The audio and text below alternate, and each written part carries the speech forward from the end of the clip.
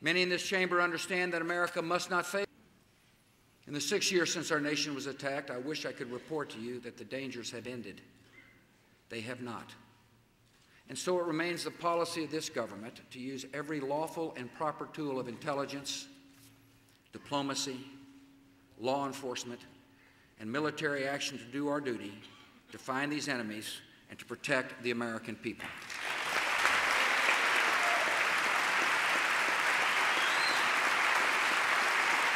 The horrors of that September morning were just a glimpse of what the terrorists intend for us, unless we stop them. With the distance of time, we find ourselves debating the causes of conflict and the course we have followed. Such debates are essential when a great democracy faces great questions. And one question has surely been settled, that to win the war on terror, we must take the fight to the enemy.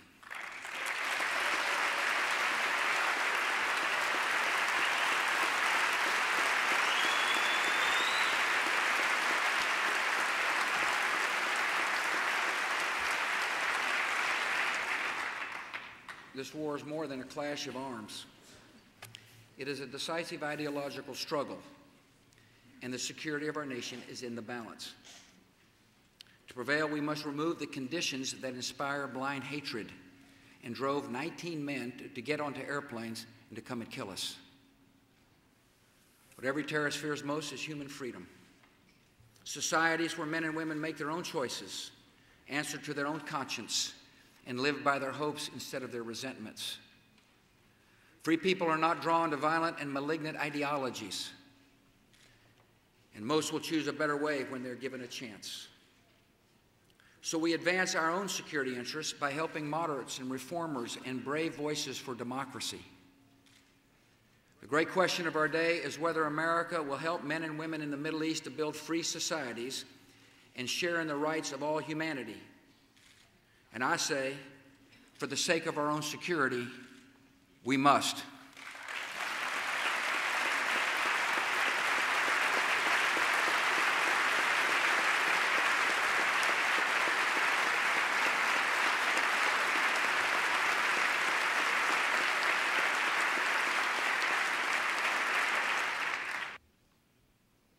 This is not the fight we entered in Iraq, but it is the fight we are in.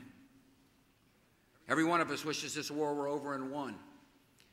Yet it would not be like us to leave our promises unkept, our friends abandoned, and our own security at risk.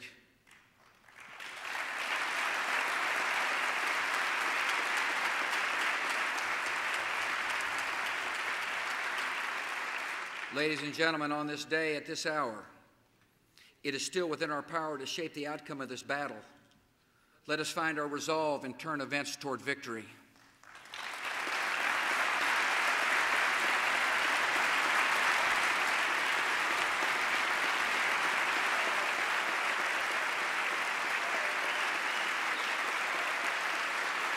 Many in this chamber understand that America must not fail in Iraq, because you understand that the consequences of failure would be grievous and far-reaching. If American forces step back before Baghdad is secure, the Iraqi government would be overrun by extremists on all sides. We could expect an epic battle between Shia extremists backed by Iran and Sunni extremists aided by al-Qaeda and supporters of the old regime. A contagion of violence could spill out across the country, and in time, the entire region could be drawn into the conflict. For America, this is a nightmare scenario.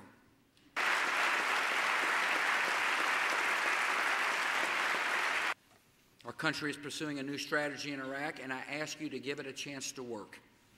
And I ask you to support our troops in the field and those on their way.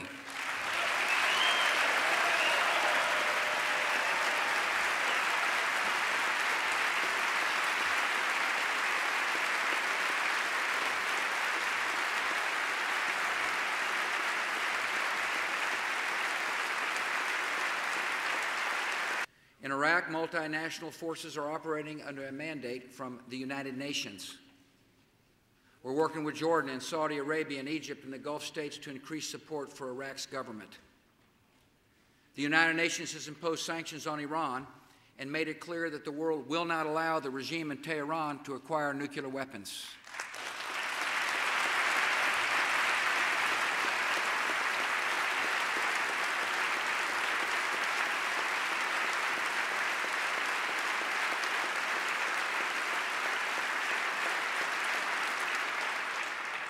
Other members of the quartet, the UN, the EU, and Russia were pursuing diplomacy to help bring peace to the Holy Land and pursuing the establishment of a democratic Palestinian state living side by side with Israel in peace and security.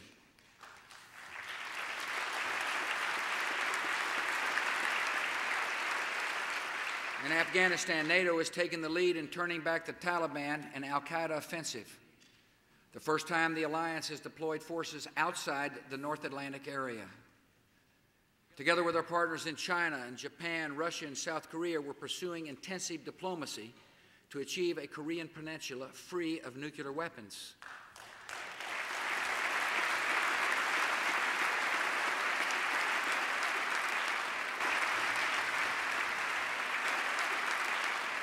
We will continue to speak out for the cause of freedom in places like Cuba, Belarus, and Burma, and continue to awaken the conscience of the world to save the people of Darfur.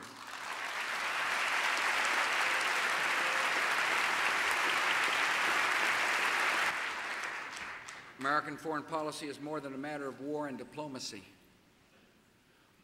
Our work in the world is also based on a timeless truth: to whom much is given, much is required.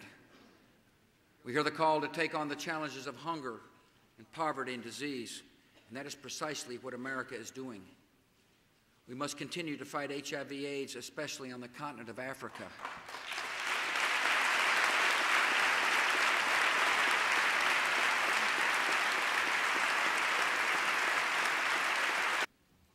We've been through a lot together. We've met challenges and faced dangers, and we know that more lie ahead. Yet we can go forward with confidence, because the state of our union is strong.